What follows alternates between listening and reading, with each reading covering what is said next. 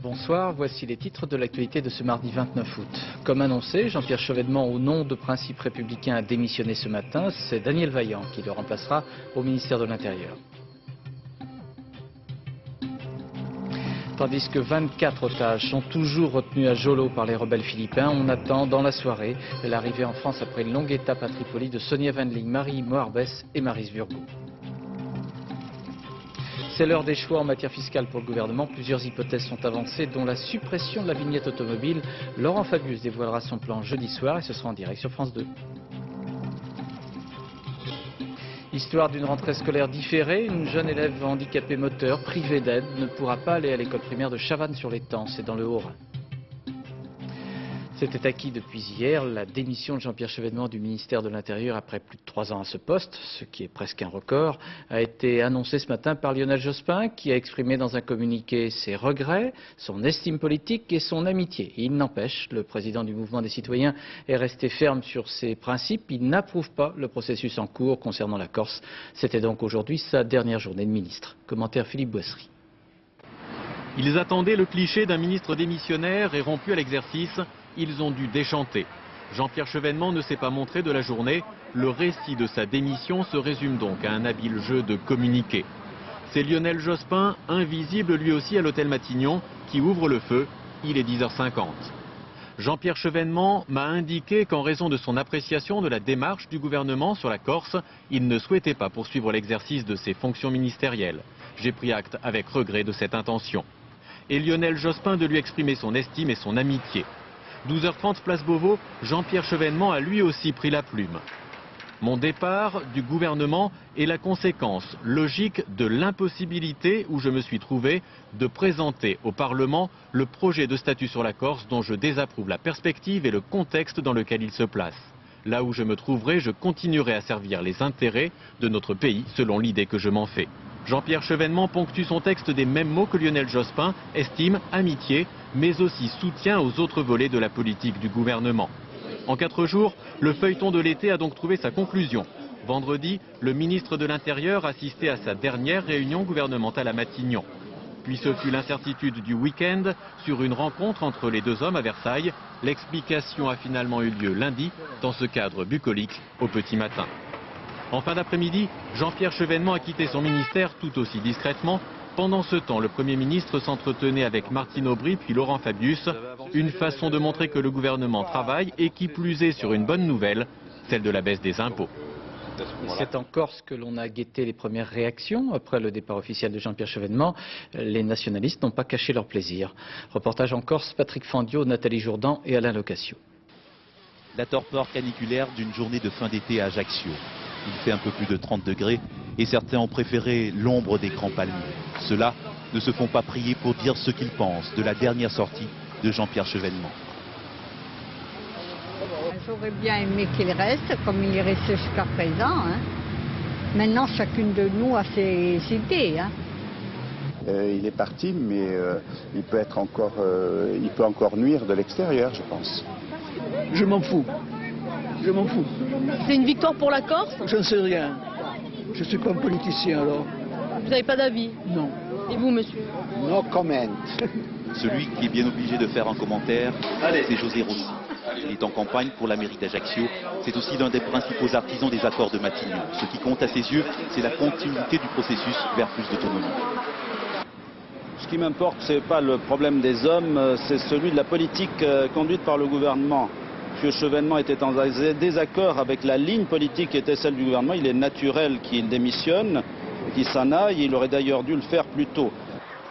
Plus loin, dans le nord de l'île, Jean-Guy Tellamouni, lui aussi partisan du projet Jospin, reçoit la presse dans son fief de Santa Severa. Pour le leader nationaliste, Jean-Pierre Chevènement était un obstacle. Le voilà débarrassé du ministre de l'Intérieur, une victoire qu'il savoure modérément.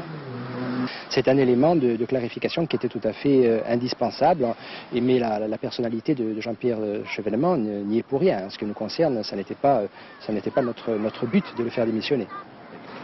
Pour les adversaires du processus de Matignon, pour tous ceux qui émettent de fortes réserves, le départ de Jean-Pierre Chevènement est plutôt une mauvaise nouvelle. Émile Zuccarelli, ex-ministre de Lionel Jospin, est inquiet. Il veut être rassuré. Le Premier ministre a fait ce qu'il a cru devoir faire. Il mène cette démarche avec beaucoup d'obstination et de constance. Je regrette pour ma part qu'un certain nombre d'éléments d'incertitude n'aient pas été levés. Et j'espère que le Premier ministre les lèvera. Tous les élus attendent maintenant le contenu du projet de loi pour la Corse, un projet qui sera défendu par le nouveau ministre de l'Intérieur, Daniel Vaillant. Les réactions politiques sur le continent, cette fois, sont très mélangées, à droite comme à gauche, reflétant ainsi la complexité du personnage Chevènement. Philippe Séguin ainsi tire une leçon. La République des grands principes est ravalée au rang de sensibilité, une sensibilité qui, de surcroît, n'est plus représentée au gouvernement. On mesure la pente à remonter. Fin de citation des propos de M. Séguin. À droite, hors Alain Madelin, on exprime plutôt un hommage aux partants, mais à gauche, le dirigeant du PS, François Hollande, récuse les thèses de Jean-Pierre Chevènement sur le plan corse. Réaction recueillie par Arnaud Boutet. Dans la cour de Matignon, François Hollande presse le pas. La réaction du Parti socialiste sur le départ de Jean-Pierre Chevènement viendra plus tard. Un message ferme et très clair. C'est lui qui a pris cette responsabilité. C'est lui qui n'a pas voulu voir dans le processus qu'avait engagé le Premier ministre toutes les conditions, tous les verrous qui faisaient que ces inquiétudes n'avaient peut-être pas de prise. Mais au sein du PS, certaines voix critiquent le plan Jospin pour la Corse. C'est le cas de Marie-Noëlle Lienemann, qui regrette donc la décision du ministre de l'Intérieur. Une question d'équilibre. Il aurait été utile pour que dans le processus, le camp républicain, dans lequel moi je me sens aussi, puisse se faire entendre avec toute sa force, tout son poids et toutes ses convictions. Des sans-papiers à la Corse, les désaccords étaient nombreux entre les Verts et Jean-Pierre Chevènement. Noël Mamère ne pleure donc pas cette démission qu'il attendait. On aurait pu s'éviter ces arlésiennes, un coup je pars, un coup je pars pas. Ça a duré 6 semaines d'un suspense intenable. Je pense que tout ça n'a pas contribué à renforcer la cohésion du gouvernement. À droite, Alain Madelin va même plus loin. Lui qui soutient les accords de Matignon critique sévèrement l'ensemble de la politique Chevènement sur la Corse. C'est lorsque le préfet Bonnet s'est fait prendre la main dans la boîte d'allumettes que M. Chevènement, s'il avait été un grand ministre républicain, aurait dû, à mes yeux, démissionner. Au RPR, cependant, on salue le geste. Je trouve tout à fait honorable de la part d'un homme politique de placer ses convictions personnelles au-dessus des petits calculs politiciens, au-dessus des plans de carrière. Pour la 3e fois, Jean-Pierre Chevènement quitte un gouvernement et ne laisse personne indifférent. Il faut aussi maintenant tenter de dresser un bilan de l'action du ministre que fut Jean-Pierre Chevènement depuis l'été 97. Cette longévité exceptionnelle depuis 81 pour un ministre de l'Intérieur lui a permis de se rallier les faveurs quasi unanimes du milieu policier. Et pourtant, à son arrivée place Beauvau, ça n'était pas gagné, comme le raconte Pascal Doucet-Bon avec Christian Leroux. Mais qu'est-il venu faire dans cette galère? C'était la réaction générale de la police et de ses syndicats lorsque Jean-Pierre Chevènement arrivait place Beauvau. On lui reprochait alors de ne pas être un spécialiste. 3 ans et 3 mois plus tard, le changement d'appréciation est spectaculaire.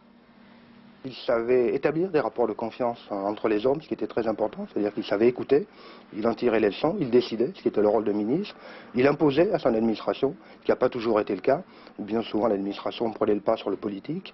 Je crois que c'est ce qui fait qu'aujourd'hui, finalement, tout le monde le regrette un petit peu. Ce miracle s'appelle d'abord la police de proximité. Une réforme sans précédent, très mal accueillie au départ, avec redéploiement d'effectifs dans les banlieues et recrutement d'emplois jeunes. Jean-Pierre Chevènement a lancé des négociations avec la plus grande des patiences et n'a pas hésité à montrer l'exemple dans un exercice médiatique auquel il n'était pas habitué. Par exemple, est-ce que vous avez été candidat pour des emplois jeunes? Qu'est-ce qu'il y a? On est trop petits. Mais c'est sur l'immigration que Jean-Pierre Chevènement a le plus surpris. D'un côté, il fait voter une loi considérée comme restrictive par une partie de la gauche. De l'autre, il lance une vague de régularisation qui permettra à 80 000 clandestins d'obtenir des papiers. L'objectif, faire sortir l'immigration du débat politique, est désormais atteint. Une autre affaire était bien mal engagée. L'enquête sur l'assassinat du préfet Erignac. Tergiversation, fausses pistes et même polémique autour du patron de l'antiterrorisme, Roger Marion, dont beaucoup réclament la démission. Mais Jean-Pierre Chevènement le soutient. Aujourd'hui, les assassins présumés sont sous les verrous à une exception près, Yvan Colonna, de la vie des policiers, l'un des rares points noirs du bilan Chevènement. Ainsi, cet homme de 61 ans, franc-comtois d'origine, énarque, paraît-il singulier dans le monde politique. C'est sa 3e démission d'un poste ministériel. Son franc-parler a parfois agacé Dominique Voynet ou encore Elisabeth Guigou. On l'a qualifié de marxiste rénové, mais aussi de nationaliste républicain. Il se voulait avant tout défenseur de la souveraineté nationale. Voilà, avec Jean-Baptiste Prédalis, ce que l'on peut appeler la mouvance chevènementiste. Une certaine idée de la République et de la gauche. Depuis les années 60, Jean-Pierre Chevènement se veut l'héritier ou l'incarnation d'une tradition. Du CRS au mouvement des citoyens, c'est celle de la gauche républicaine centralisatrice, longtemps dirigiste en économie. Une gauche qui choisit François Mitterrand, qui combat la deuxième gauche de Michel Rocard. Une gauche qui refuse le traité de Maastricht et l'Europe libérale. Question credo, Jean-Pierre Chevènement a peu varié et toujours revendiqué haut et fort ses priorités. Toutes nos actions doivent prendre sens par rapport à cet objectif, faire vivre les valeurs de citoyenneté et d'égalité. Au-delà des 4500 adhérents revendiqués du mouvement des citoyens, il y a aussi la mouvance Chevènement, celle des intellectuels comme Max Gallo, qui réfute le procès en archaïsme. Le reproche d'archaïsme est un reproche facile, ou celui de jacobinisme, ou celui d'uniformité. En réalité, ce qui est en question pour lui, et je crois pour un certain nombre de Français, on le voit chaque jour, c'est la question de la démocratie, de la République et de la démocratie. République, démocratie, souveraineté, de l'autre côté de l'échiquier politique, certains se prennent aujourd'hui à rêver à l'union de tous les souverainistes. Nous lui lançons un appel pour que cette fois, sa démission soit transformée en une véritable modification de la politique française. Nous sommes tout à fait prêts et je pense qu'ensemble on peut peser très lourd et modifier très profondément le paysage politique français qui entre nous en a bien besoin. L'économie en 83, la politique étrangère en 91, la Corse aujourd'hui, chaque fois Jean-Pierre Chevènement a rompu sur des principes, persuadé qu'au bout du compte, les faits lui donneraient raison. Au ministère de l'Intérieur, c'est donc Daniel Vaillant qui lui succédera. Il est considéré comme l'un des plus fidèles de Lionel Jospin, dont il fut d'ailleurs le suppléant lorsque le Premier ministre était député du 18e arrondissement de Paris. Daniel Vaillant est âgé de 51 ans. Il détenait jusqu'alors le portefeuille de ministre chargé des relations avec le Parlement. Alors à ce dernier poste, c'est Jean-Jacques Kéran qui lui succède. Jean-Jacques Kéran qui était jusqu'alors ministre de l'Outre-mer. Et c'est Christian Paul, député PS de la Nièvre, qui le remplace. Daniel Vaillant, c'est un ami de Lionel Jospin, Gérard Leclerc. Alors, que reste-t-il au Premier ministre comme appui fidèle au gouvernement après cette série de départs? Effectivement, on peut compter hier Dominique Strauss-Kahn, la caution libérale, et puis Claude Allègre, l'ami de 40 ans, aujourd'hui Jean-Pierre Chevènement, le républicain, et dans quelques semaines Martine Aubry, le symbole social. En moins d'un an, quatre des piliers, des pièces maîtresses du dispositif jospinien seront donc partis, en attendant sans doute d'autres abandons dans le cadre des batailles municipales. Alors un vide que le Premier ministre a dû combler en recourant d'une part à ses anciens rivaux, Laurent Fabius, Jack Lang, ou à ses, vous l'avez dit, fidèles d'entre les fidèles, Daniel Vaillant et Jean-Jacques Kéran. Alors bien sûr l'opposition s'en amuse, du moins certains d'entre eux, sur le thème Jospin va terminer en chemise, en oubliant peut-être d'autres fortes personnalités restées au gouvernement. Alors même si au PS on minimise, il n'empêche, Chevènement en moins, ça fait du vide. Absolument, et d'abord il faut faire oublier un ministre populaire qui rassemblait un électorat inquiet par l'insécurité et l'immigration. Daniel Vaillant s'apprête à donner des gages dans ce sens, en évitant, lui, les sorties un peu intempestives de son prédécesseur. Et puis ensuite, il faudra gérer l'émancipation du mouvement des citoyens qui entend développer à gauche un pôle républicain et souverainiste, et la logique, ce serait un candidat à la prochaine présidentielle. Et puis il faudra enfin poursuivre le processus corse, un pari mais qui n'a pas d'alternative selon Matignon, sans donner le sentiment de trop céder aux nationalistes. Alors il y a quelques mois, quand certains réclamaient la démission de Jean-Pierre Chevènement, Lionel Jospin confiait en privé qu'il avait plus d'avantages à le garder qu'à s'en séparer. On comprend aujourd'hui pourquoi. Merci Gérard. Dans un peu plus d'une heure et demie, Sonia Wendling, Marie Moarbès et Maryse Burgot doivent arriver à Roissy, enfin. Nous vous proposerons de suivre cette arrivée sur France 2 dès la fin du film qui va suivre cette édition. Les 3 ex-otages de Jolo en auront fini avec les dernières péripéties diplomatico-politiques d'un retour organisé par les Libyens. Le gouvernement français, par les voix d'Hubert Védrine et de Charles Jocelyn sur place, ont d'ailleurs salué l'aide apportée par le régime du colonel Kadhafi dans cette première partie de la libération des otages. À Tripoli pour France 2, reportage d'Anne Poncinet et Christian Autain. Elle a le cœur gros, Sonia Wendling, au jour final de sa libération. Et les consolations des 3 autres femmes libérées en même temps qu'elle n'y changent rien. Son compagnon, Stéphane, est resté derrière, La fête a un goût amer. À 15h30 cet après-midi, les 6 personnes libérées ont été remises très officiellement aux ministres dépêchés à Tripoli par leurs pays respectifs, la France, l'Afrique du Sud, le Liban et l'Allemagne. Werner Wallert, dont le fils est toujours détenu à Jolo, a salué le travail des négociateurs, filmé par son second fils, venu l'accueillir ici. Pour la France, c'est Charles Joslin qui était présent. Il a remercié la Libye pour son intervention. Je tiens à remercier les autorités libyennes. Nos relations sont déjà depuis plusieurs mois entrées dans une nouvelle phase après la levée de l'embargo au plan international.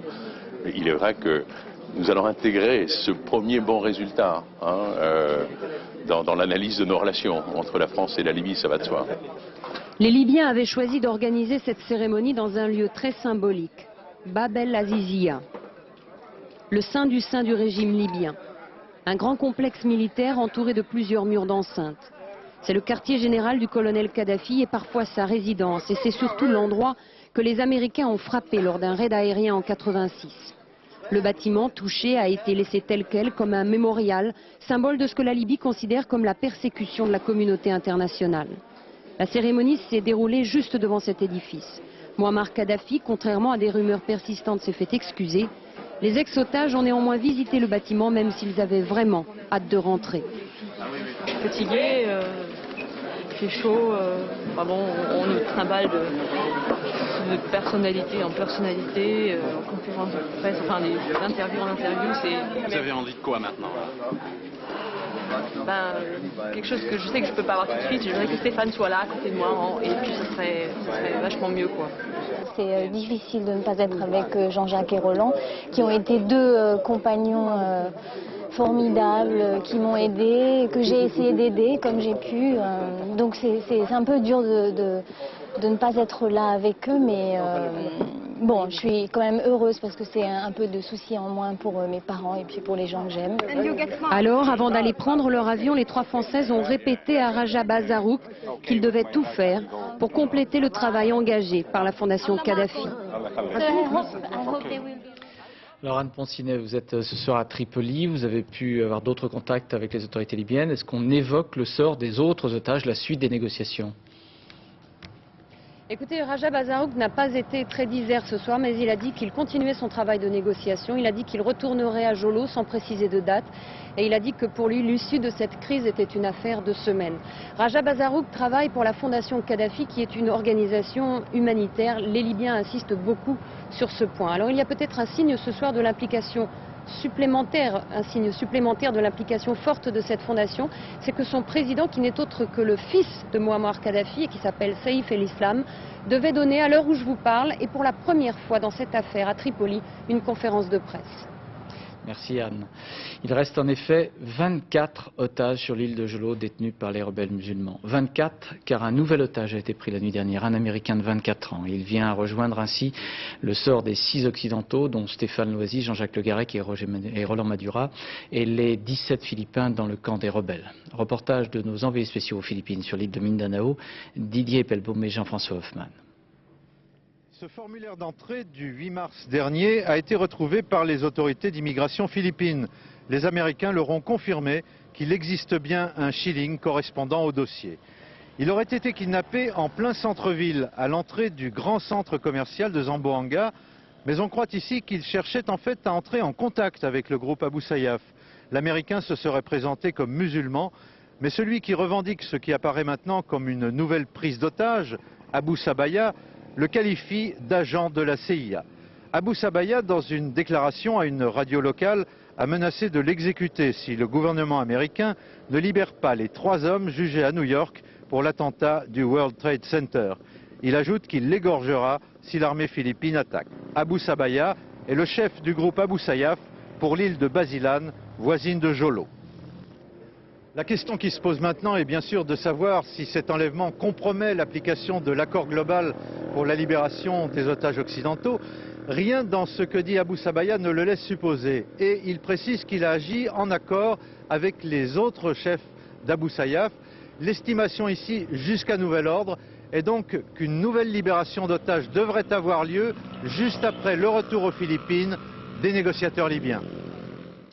Au Liban, la première phase des élections législatives organisées dimanche dernier dans une partie du pays apporte un revers sérieux au gouvernement pro-syrien. Plusieurs personnalités de l'opposition, dont Walid Jumblat, que vous voyez ici, le chef druze, ont été élus ou réélus, mais il y a également le fils de l'ancien président Amin Gemayel, Pierre Gemayel. En Espagne, un nouvel attentat a été commis au Pays Basque, à Zumárraga, c'est non loin de San Sebastián. Un jeune conseiller municipal a été tué de plusieurs coups de feu. Les autorités policières estiment qu'il s'agit là d'un nouvel acte terroriste imputé à l'ETA. Concernant les impôts, les mauvaises surprises viennent comme d'habitude à la rentrée dans le courrier envoyé aux contribuables pour prévenir d'éventuels mécontentements ou d'incompréhensions. Le gouvernement prépare donc une série d'annonces. Il s'agira de baisser les impôts dans plusieurs secteurs. Cela irait de la vignette automobile, supprimée, à une modification des taux d'imposition sur le revenu. Voici avec Luc Bazizien et Emmanuel Roux quelques-unes des pistes sur lesquelles travaille le ministre Laurent Fabius. Le 51, numéro magique pour la vignette automobile et pour cause, ce département offre depuis longtemps l'un des tarifs les plus bas pour ce petit autocollant, imaginé il y a 44 ans et annoncé à l'époque comme provisoire. Cette fois, sa disparition est bel et bien envisagée, ce qui fait bien entendu plaisir aux automobilistes, mais inquiète les départements jusqu'alors seuls à fixer son montant.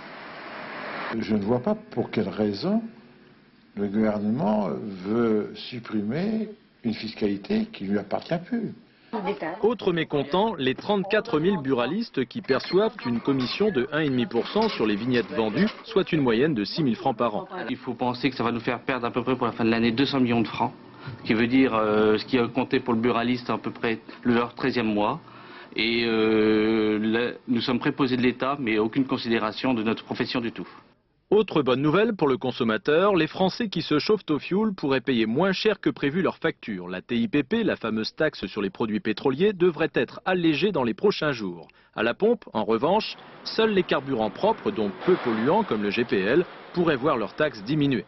Laurent Fabius devrait également confirmer une baisse de l'impôt sur le revenu pour toutes les tranches, y compris la plus haute taxée à 54%. Pour les foyers non imposables, soit la moitié des Français, une baisse de la CSG est envisagée. Seuls les salaires inférieurs à 7 280 francs seraient concernés. Autre piste envisagée, la baisse de la TVA sur la restauration. Au menu, la taxe passerait de 19,6% à 5,5%. Voilà, précision avec Laurent Fabius qui sera jeudi soir notre invité dans cette édition. Contre la hausse du prix du gazole, les marins-pêcheurs ont poursuivi aujourd'hui leur manifestation, parfois rejoints par des agriculteurs. L'État a déjà débloqué plus de 220 millions de francs, assure le ministre de l'Agriculture Jean Glavany, en faveur des pêcheurs, mais ceux-ci maintiennent quand même leur pression. Commentaire Nathalie Moisan avec Yannick Aroussi et Michel Comin. Côte à côte, une poignée d'irréductibles serre les rangs, décidés à faire front. À l'entrée du port de Marseille, ils sont une dizaine de chalutiers à bloquer la circulation maritime. Ils embarquent de quoi tenir un siège et dénoncent à nouveau les frais entraînés par la hausse du prix du gazole. 20 000 francs de frais quotidiens, toutes les semaines, 20 000 francs de frais. La pêche, comme elle est difficile en ce moment, le prix du poisson est en chute libre, on n'arrive plus à amortir notre matériel de pêche. À l'entrée du port de Sète, le dépôt de carburant est bloqué par des pêcheurs de Port-la-Nouvelle. En Bretagne, où le mouvement a démarré la semaine dernière, ceux de Quimper se disent amers. La réunion d'hier avec les élus locaux n'a rien donné. Nous allons répondre à M. Glavany qui nous a méprisés hier et ça fait quelques jours qu'on dit gros temps annoncé, le gros temps il va l'avoir et notamment jeudi à Paris. En Normandie, le conflit se déplace sur les routes, coupé entre Avranches et Granville. Des pêcheurs parfois soutenus dans leur lutte par des routiers compréhensifs. Ça porterait même plus ses fruits si les gens qui utilisent leur voiture tous les jours, se manifestaient aussi en faisant des petites opérations escargots ou choses dans le genre. Un appel justement entendu dans le Calvados par une poignée d'automobilistes décidés à défendre leur pouvoir d'achat. Ils rassemblaient des signatures pour réclamer une baisse des taxes sur les carburants. Dans l'affaire des emplois fictifs du RPR à la mairie de Paris, le cas du président Chirac ne sera pas évoqué. Le procureur général près la Cour de cassation a décidé de ne pas soumettre le cas du chef de l'État dans cette affaire. Au large du Sud Finistère, le pompage du pétrolier Erika, qui a fait naufrage le 12 décembre 1999, touche à sa fin. La partie avant de l'épave serait en passe d'être totalement nettoyée. En une centaine de jours, 12 000 tonnes de fioul auront donc été pompées. Tout doit être terminé mi-septembre. Voyez le reportage d'Éric Lemasson avec Jacques Gérard. Le liquide qui remonte du fond est encore bien sombre. Mais les ingénieurs de Total sont formels, ce sont les dernières gouttes. Ce qui sort actuellement, c'est beaucoup d'eau, un peu de fioul. Ça a l'air tout noir, mais c'est quand même relativement fluide et donc il n'y a pas de problème pour le remonter. Hein. La partie avant de l'épave de l'Erika a donc vomi tout son fioul. Et les 2 navires qui stationnent depuis 3 mois à son aplomb vont s'attaquer maintenant au pompage dit de finition sur l'épave arrière. Sur place, le représentant de l'État a même dressé ses premiers constats officiels. On contrôle que lorsque l'on pompe pour terminer, il n'y a plus de pétrole à l'intérieur, dans des proportions inférieures à 5%, comme vous pouvez le constater. Et ceci fait l'objet d'un PV d'acceptation signé par Total et le représentant de l'État. Tout l'été, les plongeurs britanniques qui vivent en permanence dans ce caisson pressurisé ont donc bien travaillé. 24 heures sur 24 et par roulement, ils ont inlassablement percé des trous sur la coque. Et si longtemps ils ont ouvert des vannes, à présent c'est l'inverse, ils ferment les robinets. Maintenant, on est en train de terminer, d'aller rechercher les derniers pièges qui sont sur des cuves qui étaient largement ouvertes à la cassure de cette épave, qui ont eu le temps de relarguer les grosses capacités, les grosses quantités de fuel. Et donc, on va aller chercher simplement les petits pièges fermés qu'on a identifiés et donc sur lesquels on a fait des perçages supplémentaires. Ça, c'est ce qui est en cours et qui va être terminé très rapidement. À présent, ces échantillons démontrent qu'il ne subsiste qu'une pollution négligeable. 9 mois après le naufrage du pétrolier, Total exhibe volontiers cette eau à peu près propre et offre tout aussi volontiers ces images de beaux poissons ondulant tranquillement sur le pont de l'Erika. À la recherche des incendiaires en Corse, les moyens des gendarmes paraissent faibles. Certes, ils opèrent des prélèvements et tentent de recueillir des témoignages dans ce qu'on appelle des enquêtes de voisinage, mais il paraît difficile de trouver les criminels responsables des 9000 hectares incendiés, notamment dans les zones de Vivario et de Corté, où Joël Bruandet et Blaise Grenier ont suivi les gendarmes. Ils sont là pour faire parler les cendres. 2 gendarmes de l'identification criminelle. Ils arrivent de Bastia. Première mission, trouver le lieu précis d'où est parti le feu. Pour le secret de l'enquête, nous n'avons pas pu les suivre jusqu'à cet endroit, là où, avec un peu de chance, ils trouveront quelques indices. Le seul élément qu'on peut trouver, c'est un élément matériel. Hein. Donc, un éventuel dispositif de mise à feu retardement qui n'aurait pas fonctionné, et il en resterait un bout, quoi. À Corté, 25 gendarmes s'occupent exclusivement de l'enquête sur les 2 incendies de ces derniers jours. Ce qu'ils ont trouvé sur le terrain, ça se présentait comment? Ça ressemblait à quoi? Une équipe d'enquêteurs vient de trouver, près de Corté, ce qui pourrait être un dispositif de mise à feu. Voilà, c'est pas quelque chose d'évident, quelque chose qui est une bouteille incendiaire ou autre, hein, c'est quelque chose qui peut ressembler à un dispositif de mise de feu. À nous de chercher maintenant dans nos bases de données pour savoir si c'est un système qu'on a déjà vu par le passé ou pas, et si effectivement ça peut être un dispositif de mise de feu. Au même moment, sur la route qui mène à la vallée de la Restonica, 2 autres gendarmes sont chargés de recueillir tous les témoignages susceptibles de les aider dans leur enquête.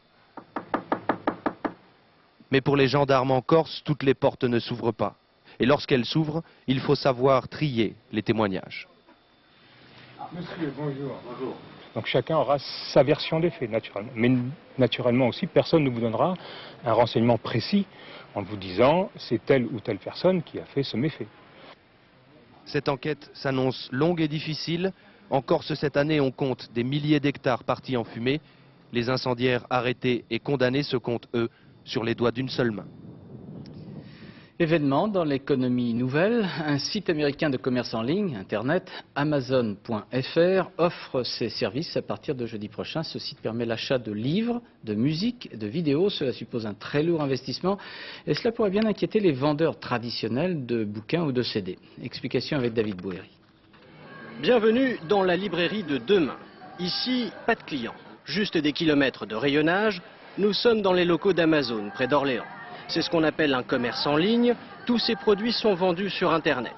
Quelques dizaines d'employés remplissent les rayons et préparent les commandes. Tout est informatisé.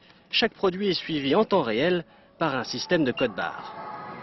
Les clients ont accès à l'ensemble des références que nous proposons, mais par l'intermédiaire d'un écran. Sur cet écran, on vous promet tous les livres, disques et vidéos disponibles en langue française. Quelques clics de souris, un paiement par carte bancaire et les produits sont livrés à domicile. À la tête de cette librairie, Jeff Bezos, le symbole de la nouvelle économie. Le leader mondial du commerce électronique est heureux d'être à Paris avec un nouveau site, Amazon.fr. Aux États-Unis, il est devenu célèbre en cassant les prix, impossible en France. Avec la loi sur le prix unique du livre, les professionnels restent vigilants. Il n'y a aucune concession sur les prix. Cette loi permet 5% de remise maximum et ils n'auront pas le droit d'en faire 0,5% de plus. Sur le marché français, d'autres sites existent déjà, notamment la Fnac.com, Alapage.com ou encore Bol.fr. Ils ont déjà quelques longueurs d'avance et se disent prêts à affronter ce nouveau concurrent américain. Le marché est un petit peu étroit, ça c'est la spécificité française des choses, puisqu'il y a à peu près 7 millions d'internautes et à peu près 800 000 acheteurs sur Internet. On espère peut-être que tout cela va se développer avec l'arrivée de nouveaux acteurs. Des ventes encore confidentielles, à peine 5000 livres par jour sur l'ensemble des sites Internet français. C'est loin d'être suffisant pour espérer faire des bénéfices. Dans les librairies traditionnelles, on vend chaque jour en France plus d'1 million d'exemplaires. Une histoire de rentrée scolaire qui s'annonce mal, une histoire qui n'est hélas pas isolée. Cela se passe dans le Haut-Rhin, à Chavannes-sur-l'Étang.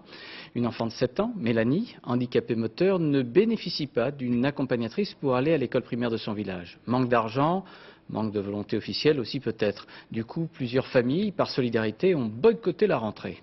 Reportage Christine Boss et Sylvain Gauthier. Mélanie, 7 ans, aurait bien échangé son toboggan contre une salle de classe, mais en raison de sa différence, elle est privée de rentrer. Atteinte d'un handicap physique qui l'empêche de se déplacer toute seule, Mélanie est scolarisée depuis l'année dernière en milieu scolaire ordinaire grâce à la présence d'une auxiliaire d'intégration dont le financement n'est plus assuré. Et c'est qui, Betty? Qui s'occupe de moi. Et donc il n'y a personne pour s'occuper de toi, à l'école, et c'est pour ça que tu ne peux pas y aller? Oui. Elle me dit, tu vois, ils veulent de nouveau pas que j'apprenne à lire. Parce que tous les ans, on remet en question sa scolarité. Encore hier soir, elle croyait que c'était de sa faute à elle. Pourquoi de sa faute à elle? Elle s'est dit, c'est de ma faute. Si personne ne me veut à l'école, c'est parce que je suis différente. Je suis pas capable. Depuis ce week-end, c'est tout un village qui se mobilise pour l'intégration de la différence. Manifestations, comités de soutien et même boycott de la rentrée en guise de solidarité. C'est vraiment une solidarité incroyable envers elle. Elle s'est très bien intégrée et elle a très bien été intégrée par les autres. C'est une enfant comme les autres. Les enfants handicapés pour que l'intégration de ces enfants ne soit plus une lutte perpétuelle pour les parents et un parcours du combattant pour les associations, le père de Mélanie réclame une loi. Il ne faut plus que ce soit une personne physique qui décide de la scolarité de ces enfants. Il faut que ce soit une loi, que ces enfants soient protégés par une loi et un budget qui soit défini tous les ans et assurer à ce moment-là le bon fonctionnement de l'intégration des enfants. Dans les prochains jours, en Alsace, ce seront 155 enfants comme Mélanie qui ne pourront pas effectuer leur rentrée car il manque 2 millions de francs de subventions. Du sport, du football, avec beaucoup d'argent dans les transferts. Le dernier en date, celui de Frédéric Dehu, venu de Barcelone au PSG, fait monter le total des investissements parisiens à plus de 500 millions de francs. Et le PSG n'est pas seul dans ce cas. Rennes, Lyon, Lens encore ont fait monter les prix, ce qui préoccupe les dirigeants du football français. Commentaire Stéphane Grand. Dans quelques jours, Frédéric Dehu pourra fouler la pelouse du Parc avec ses nouveaux coéquipiers du PSG. Un renfort pour le club parisien qui boucle un recrutement sans précédent. Paris a cassé sa tirelire comme jamais un club français ne l'avait fait auparavant. Il y a d'abord eu le retour de Nicolas Anelka fin juillet pour un montant record de 220 millions. Au total, les dirigeants parisiens ont déboursé presque 500 millions. Même chose à Rennes où les dépenses du club ont atteint 361 millions. Des sommes qui donnent le vertige à tel point que la Commission européenne envisage de supprimer purement et simplement les indemnités de transfert. Pour Bruxelles, un footballeur est un salarié comme un autre. Pour le recruter, il suffit de verser la totalité de son salaire sur la durée de son contrat. Une solution qui inquiète les dirigeants de la Ligue. Selon eux, les clubs n'auraient plus alors les moyens de retenir leurs joueurs, mais également les jeunes en formation. La commission dit un joueur qui a envie de changer d'air doit pouvoir changer d'air. Ça veut dire que vous bâtissez une formation pendant 4 ans, vous formez des jeunes joueurs, vous les lancez dans le bain du professionnalisme, vous comptez sur eux pour 4 ans, et au bout de 2 mois, là nous sommes à la 6e, 7e journée du championnat demain, 10e journée dans 2 mois, et ces joueurs vont vous dire je pars.